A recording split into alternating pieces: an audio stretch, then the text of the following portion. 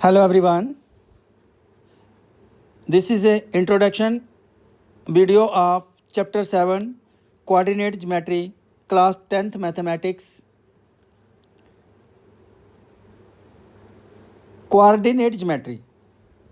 It is the study of geometry using coordinate system. आपने previous class में भी इसको स्टडी किया होगा कि कोऑर्डिनेट ज्योमेट्री जो है वो स्टडी ऑफ ज्योमेट्री है यूजिंग कोऑर्डिनेट सिस्टम। और कोऑर्डिनेट सिस्टम में क्या होता है, एक्स एक्सिस और वाई एक्सिस होती है। दो एक्सिस होते हैं। X axis is a horizontal line and Y axis a vertical line.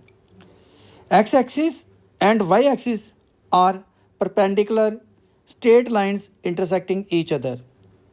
The point of intersection is called origin. The coordinates of origin are 0, 0. कि जो कोऑर्डिनेट ज्योमेट्री है वो स्टडी है ज्योमेट्री की यूजिंग कोऑर्डिनेट सिस्टम। और coordinate system में यहाँ पे हमारे पास एक हॉरिजॉन्टल लाइन है जो एक्स एक्सिस होगी, इसको हम एक्स एक्सिस बोलेंगे, इसको एक्स एक्स डैश देंगे।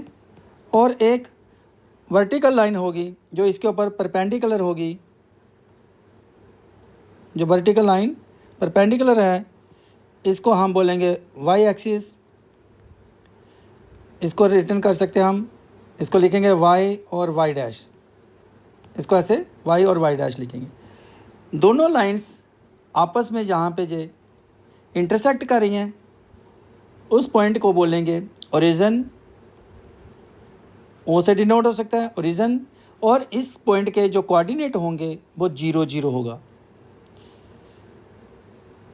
अब जहाँ पे ये जो कोऑर्डिनेट आ रहे हैं, एक्स कोऑर्डिनेट भी 0 होगा, वाई कोऑर्डिनेट भी 0 होगा। एक्स एक्सिस में राइट हैंड की तरफ यहाँ पे नंबर जो होंगे, जो यूनिट लिए जाएंगे, जो डिस्टेंस होगा वो सेम होगा, जैसे 1, 2। और इस तरफ माइनस के होंगे, माइनस के कोऑर्डिनेट जो एक्स के होंगे वो लिए जाएंगे। इस डायरेक्शन में अपवर्ड में वाई कोऑर्डिनेट्स की जो वाई कोऑर्डिनेट्स होंगे वो पॉजिटिव होंगे। और डाउनवर्ड डायरेक्शन में वाई के जो कोऑर्डिनेट्स होंगे वो माइनस में होंगे। अब कोई भी point, any point in the coordinate system has two coordinates, X coordinate and Y coordinate. कोई भी जो पॉइंट होगा, जैसे सपोज ये पॉइंट है, ए पॉइंट है, इसके दो कोऑर्डिनेट्स होंगे। जैसे इस पॉइंट के दो कोऑर्डिनेट्स क्या होंगे, 1 यहाँ पे हो सकता है, सपोज ये 2 और ये 3 है, बीच में कॉमा है। अब 2, 3 का मीनिंग क्या हुआ कि जो इसका एक्स कोऑर्डिनेट है वो 2 है और जो वाई कोऑर्डिनेट है वो 3 है। तो एक एक्स कोऑर्डिनेट हो गया, एक वाई कोऑर्डिनेट हो गया। अब एक्स कोऑर्डिनेट को अब सीसा बोलते हैं, एक्स कोऑर्डिनेट को अब सीसा कह सकते हैं। और जो वाई कोऑर्डिनेट है उसको ऑर्डिनेट कह सकते हैं। एक्स कोऑर्डिनेट, ये एक्स कोऑर्डिनेट है, इसको अब सीसा कह सकते हैं हम। और जो वाई कोऑर्डिनेट है इसको ऑर्डिनेट कह सकते हैं। अब ये जो पॉइंट है किसी एक्स एक्सिस के ऊपर भी हो सकता है और वाई एक्सिस के ऊपर भी हो सकता है। अगर एक्स एक्सिस के ऊपर लाई करेगा, पॉइंट एक्स एक्सिस के ऊपर लाई करता है, सपोज जहाँ पे पॉइंट लाई कर रहा है, कोई पॉइंट जहाँ पे लाई करेगा, सपोज जहाँ पे बी पॉइंट है, तो ये जो कोऑर्डिनेट्स होंगे बी पॉइंट के वो क्या होंगे, 2 और 0 होगा। तो इसका मीनिंग ये हुआ कि एक्स एक्सिस पे वाई कोऑर्डिनेट जो है वो 0 होगा। एक्स एक्सिस पे वाई कोऑर्डिनेट 0 होगा। इसका मीनिंग ये हुआ कि ऑर्डिनेट जो है वो 0 है एक्स एक्सिस पे। एक्स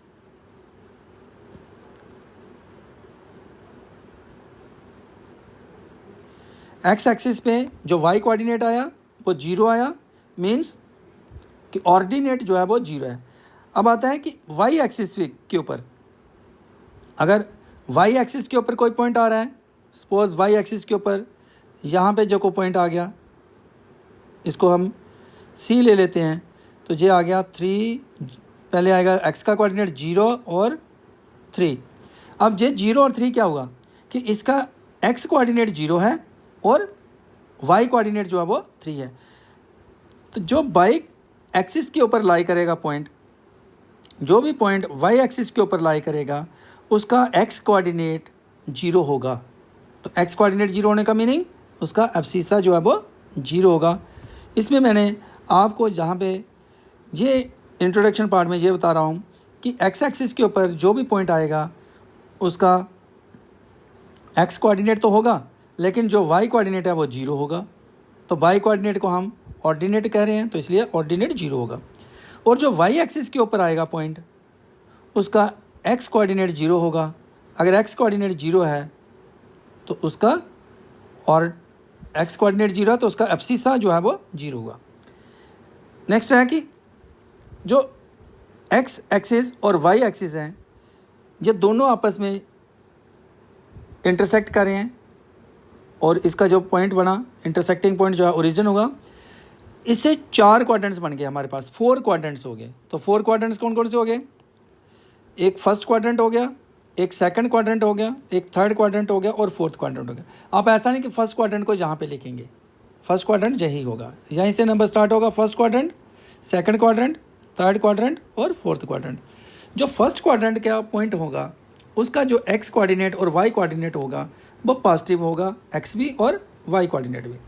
सेकंड क्वाड्रेंट में जो एक्स कोऑर्डिनेट होगा वो नेगेटिव होगा और जो वाई कोऑर्डिनेट होगा वो पॉजिटिव होगा। जो थर्ड क्वाड्रेंट है उसमें एक्स कोऑर्डिनेट और वाई कोऑर्डिनेट दोनों नेगेटिव होंगे। फोर्थ क्वाड्रेंट में जो एक्स कोऑर्डिनेट होगा वो पॉजिटिव होगा और जो वाई कोऑर्डिनेट होगा वो नेगेटिव होगा। ये आपने स्टडी किया हुआ है, 9th में भी किया होगा, और मैंने आपको इसके लिए थोड़ी सी जानकारी दे दी कि आपको रिवाइज हो जाएगा। नेक्स्ट है कि जो आपको इस चैप्टर के अंदर बहुत ज़्यादा इम्पॉर्टेंट है, 4 फार्मूलाज। चैप्टर हमारा है कोऑर्डिनेट ज्योमेट्री। उसके लिए आपको जो क्वेश्चन सॉल्व करने होंगे उसके लिए आपको ये 4 फार्मूलाज जो है वो लर्न होने चाहिए, इनकी नॉलेज होनी चाहिए आपको। आपके क्वेश्चन जो है वो इजीली सॉल्व हो जाएंगे। अब वो 4 फार्मूलाज क्या हैं? पहला नंबर, जो फर्स्ट नंबर है, डिस्टेंस फार्मूला। तो डिस्टेंस फार्मूला क्या होगा? डिस्टेंस किसी पॉइंट्स के बीच में होगा। तो पॉइंट्स जब होंगे तो 2 पॉइंट्स होंगे, एक पॉइंट के 2 कोऑर्डिनेट्स हैं, एक्स कोऑर्डिनेट और वाई कोऑर्डिनेट। और जब दूसरा पॉइंट लेंगे तो उसके भी कोऑर्डिनेट्स होंगे, उसका भी एक्स कोऑर्डिनेट होगा, वाई कोऑर्डिनेट होगा। अब दोनों को तो ऐसा हम है कि लिख ही नहीं सकते कि उसका भी एक्स बाई करें, उसका भी एक्स बाई करें, तो कोऑर्डिनेट्स तो डिफरेंट हो गए। पहले पॉइंट को हम x1 y1 कोऑर्डिनेट्स ले लेंगे और जो सेकंड है उसको हम x2 और y2 ले लेंगे। जैसे यहाँ पे मैंने बताया कि डिस्टेंस फार्मूला जो है वो distance between any 2 points x1 y1, जो पॉइंट्स हैं, सपोज ये ए पॉइंट है x1 y1 और जो बी पॉइंट है x2 y2 इन कार्टेशियन प्लेन के अंदर, तो डिस्टेंस फार्मूला क्या होगा? पहले मैं आपको जहाँ पे सपोज कर लेते हैं कि ए पॉइंट है, उसका कोऑर्डिनेट्स जो है वो x1 और y1 है, और जो बी पॉइंट है उसके कोऑर्डिनेट्स हैं x2 और y2। तो जहाँ पे ये जो स्ट्रेट लाइन बनी, जो लाइन सेगमेंट बनी, इसका डिस्टेंस फाइंड करने के लिए जो डिस्टेंस बिटवीन ए बी होगा तो वो डिस्टेंस फार्मूला होगा। तो मैं यहाँ पे लिखता हूँ कि डिस्टेंस जो ए बी होगा, अगर इसका देखें तो डिस्टेंस ए बी जो है ये डिस्टेंस फार्मूला हो जाएगा, distance A B is equal to square root of x2 minus x1 whole square plus y2 minus y1 whole square होगा। तो एक तो फार्मूला आपको ये लर्न करना है और इससे आपके क्वेश्चन जो है वो ईजिली सॉल्व होंगे। सेकंड है सेक्शन फार्मूला। अब सेक्शन फार्मूला क्या है? Coordinates of A point dividing A line segment joining two points x1 y1 and x2 y2 internally in the ratio l ratio m। तो उसके कोऑर्डिनेट्स फाइंड करने हैं। Suppose जैसे यहाँ पे हमने ये लाइन सेगमेंट की जो 2 पॉइंट्स को ज्वाइन कर रही है, तो जहीं पे हम ले लेते हैं कि 2 पॉइंट्स हैं जो लाइन सेगमेंट ज्वाइन कर रही है और एक ऐसा पॉइंट जो उसको डिवाइड कर रहा हो। सपोज a x1 y1 जो है ये हमारे पास एक पॉइंट है और एक और पॉइंट जो दूसरा पॉइंट है x2 और y2। इससे जो लाइन सेगमेंट हुई, ज्वाइन हुई, और एक ऐसा पॉइंट जो इसको डिवाइड कर रहा हो। सपोज वो p पॉइंट है जिसके कोऑर्डिनेट जो हैं वो x और y है, क्योंकि कोऑर्डिनेट तो आप इससे डिफरेंट होंगे। ये जो पॉइंट है p, ये इसको क्या करेगा? डिवाइड करेगा। हो सकता है ये इक्वल पार्ट्स में डिवाइड करे, हो सकता है अनइक्वल पार्ट्स में डिवाइड करे। तो जिस भी पार्ट्स में ये डिवाइड करेगा उसकी रेशो होगी। तो सपोज ये l और m रेशो में है, तो जब l और m रेशो में होगा तो हम इस पॉइंट के, ये जो पॉइंट p आ रहा है जो इसको लाइन सेगमेंट को जो जॉइनिंग कर रही है 2 पॉइंट से, और ये जो p पॉइंट है इसको डिवाइड कर रहा है l और m रेशो में, तो इसके हम कोऑर्डिनेट्स फाइंड कर सकते हैं। तो ये जो x कोऑर्डिनेट होगा इसको फाइंड करने के लिए यहाँ पे ये गिवन होंगे x1 y1 x2 y2। हो सकता है 4 5 हो सकता है यहाँ पे 3 2 दिया हो, कुछ भी दिया हो। रेशो भी दे सकते हैं, 2:3 दे दें, 1:2 दे देंगे क्वेश्चंस के अंदर। तो हम इस कोऑर्डिनेट्स को x को और y को इजीली फाइंड कर सकते हैं। तो इसके लिए जो सेक्शन फार्मूला है, x कोऑर्डिनेट क्या आएगा इसका फाइंड करने के लिए? x is equal to lx2 plus mx1 divided by x plus divided by l plus m, जो रेशो होगी उससे इसको डिवाइड कर देंगे। और जो y कोऑर्डिनेट होगा उसको फाइंड करने के लिए ly2 plus m/1 divided by l plus m ratio से इसको डिवाइड कर देंगे। उसमें हमें इस प्रकार से करना है lx2 plus mx1 divided by l plus m, और y कोऑर्डिनेट के लिए ly2 plus m/1 divided by l plus m, जो रेशो होगी। नेक्स्ट है मिड पॉइंट फार्मूला। तो मिड पॉइंट फार्मूला क्या होगा? अगर यही जो पॉइंट है इसको डिवाइड करे सेम रेशो में, जब मिड में हो, तो मिड में होगा तो रेशो क्या हो जाएगी? l और m सेम रेशो होगी, l भी 1 होगा, m भी 1 होगा। तो मिड पॉइंट फार्मूला जो है वो क्या होगा? Coordinates of mid point of line segment joining 2 points. जो coordinates of mid point of line segment joining 2 points x1 y1 and x2 y2। Suppose हमारे पास यही जो पॉइंट्स हैं a और b है, इसके कोऑर्डिनेट्स हैं x1 और y1, और b पॉइंट के कोऑर्डिनेट्स हैं x2 और y2, और ये लाइन सेगमेंट ज्वाइन हुई है, और p पॉइंट है जहाँ पे कोई जिसके कोऑर्डिनेट x और y है, और जहाँ पे ये मिड पॉइंट में है। तो उस वक्त रेशो सेम होगी। जब रेशो सेम होगी, ये मिड पॉइंट है, अगर ये p मिड पॉइंट है तो रेशो बराबर आ जाएगी, 1:1 आएगी। तो मिड पॉइंट फार्मूला क्या हो जाएगा? l और जो m है वो 1:1 होगा, तो 1 + 1 2 हो जाएगा। यहाँ पे l 1 हो जाएगा, m 1 हो जाएगा। तो x कोऑर्डिनेट जो है इस वक्त मिड पॉइंट में आएगा, जहाँ पे जो मिड पॉइंट होगा p, इसके कोऑर्डिनेट फाइंड करने होंगे।